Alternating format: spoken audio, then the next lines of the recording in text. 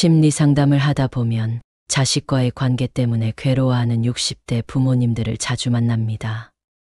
너무 가까워서 힘들다는 분도 있고, 너무 멀어져서 외롭다고도 합니다. 오늘은 왜 자식과의 거리두기가 필요한지, 그리고 어떻게 건강하게 거리를 둘 수 있는지를 심리학 관점에서 함께 알아보겠습니다. 많은 부모는 자식에게 돌려받는 사랑을 기대합니다. 이것은 심리학적으로 보상심리라고 불립니다.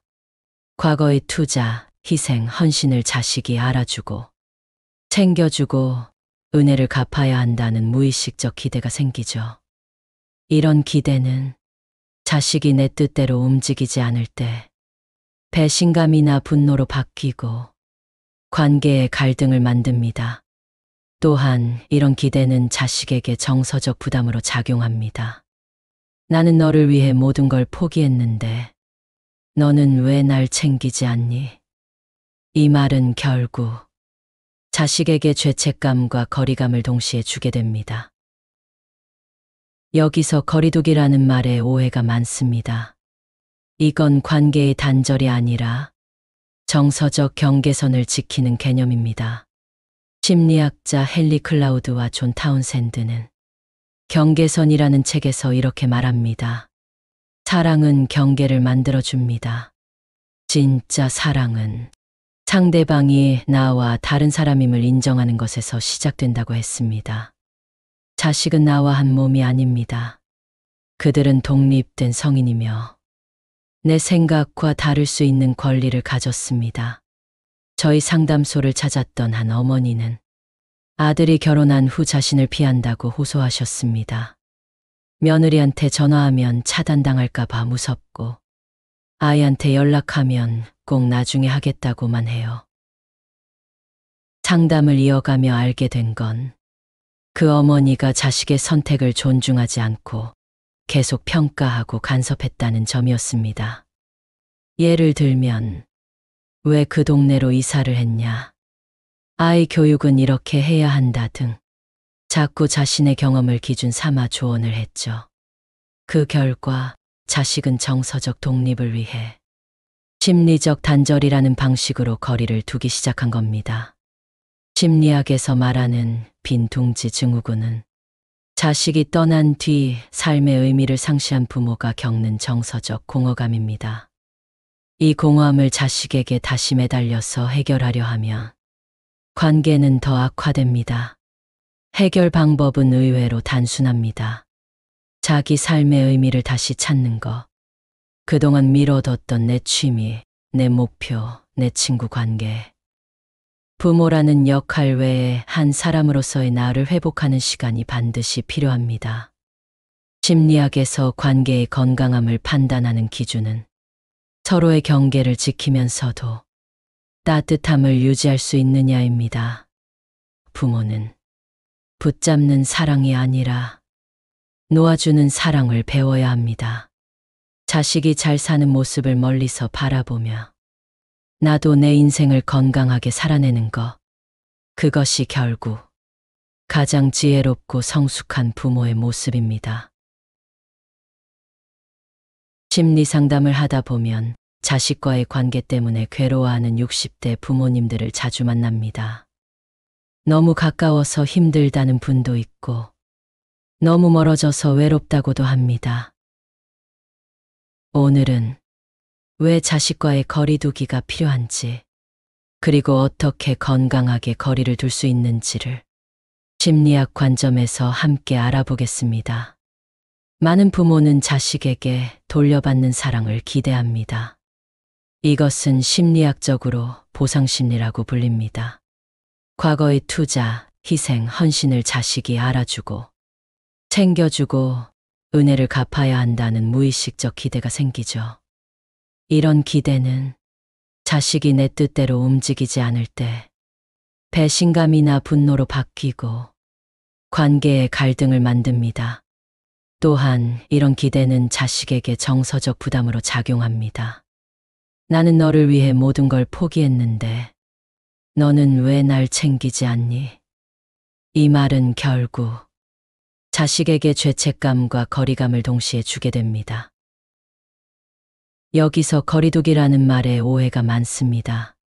이건 관계의 단절이 아니라 정서적 경계선을 지키는 개념입니다. 심리학자 헨리 클라우드와 존 타운센드는 경계선이라는 책에서 이렇게 말합니다. 사랑은 경계를 만들어줍니다. 진짜 사랑은 상대방이 나와 다른 사람임을 인정하는 것에서 시작된다고 했습니다. 자식은 나와 한 몸이 아닙니다. 그들은 독립된 성인이며 내 생각과 다를 수 있는 권리를 가졌습니다. 저희 상담소를 찾았던 한 어머니는 아들이 결혼한 후 자신을 피한다고 호소하셨습니다. 며느리한테 전화하면 차단당할까봐 무섭고 아이한테 연락하면 꼭 나중에 하겠다고만 해요. 상담을 이어가며 알게 된 건 그 어머니가 자식의 선택을 존중하지 않고 계속 평가하고 간섭했다는 점이었습니다. 예를 들면, 왜 그 동네로 이사를 했냐? 아이 교육은 이렇게 해야 한다 등 자꾸 자신의 경험을 기준 삼아 조언을 했죠. 그 결과 자식은 정서적 독립을 위해 심리적 단절이라는 방식으로 거리를 두기 시작한 겁니다. 심리학에서 말하는 빈둥지 증후군은 자식이 떠난 뒤 삶의 의미를 상실한 부모가 겪는 정서적 공허감입니다. 이 공허함을 자식에게 다시 매달려서 해결하려 하면 관계는 더 악화됩니다. 해결 방법은 의외로 단순합니다. 자기 삶의 의미를 다시 찾는 것. 그동안 미뤄뒀던 내 취미, 내 목표, 내 친구 관계. 부모라는 역할 외에 한 사람으로서의 나를 회복하는 시간이 반드시 필요합니다. 심리학에서 관계의 건강함을 판단하는 기준은 서로의 경계를 지키면서도 따뜻함을 유지할 수 있느냐입니다.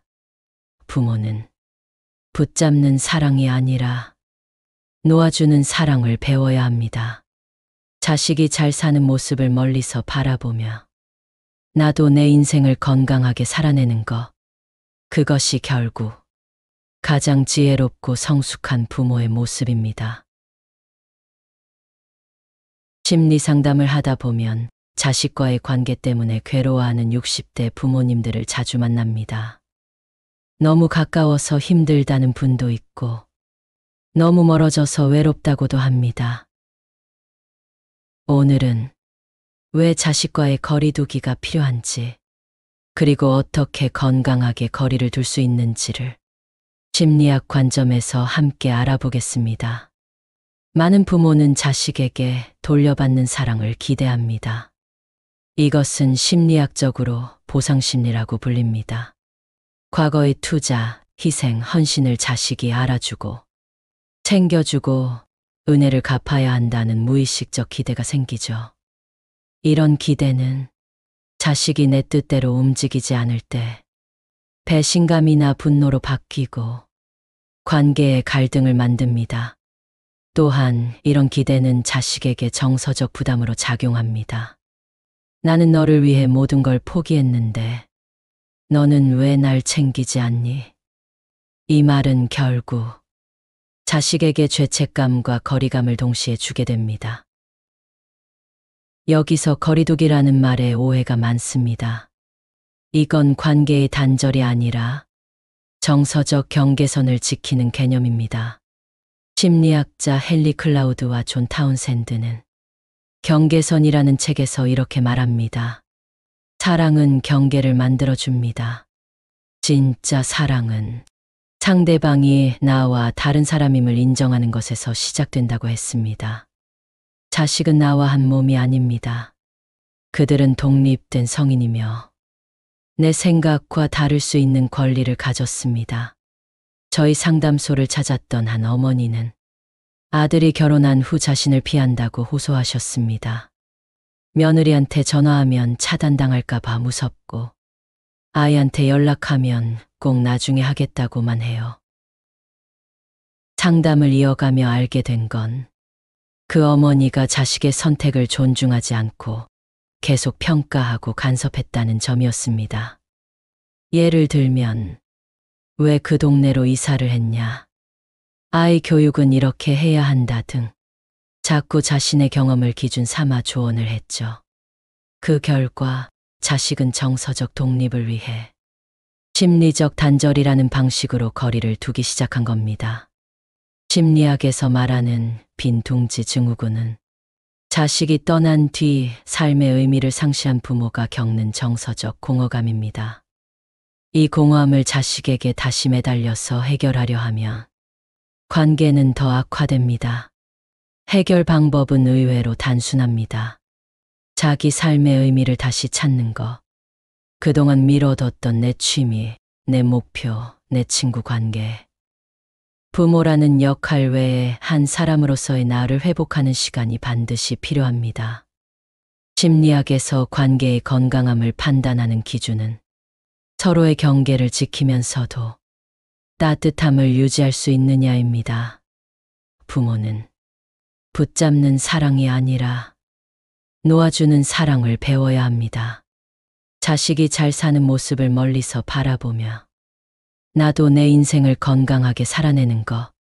그것이 결국 가장 지혜롭고 성숙한 부모의 모습입니다.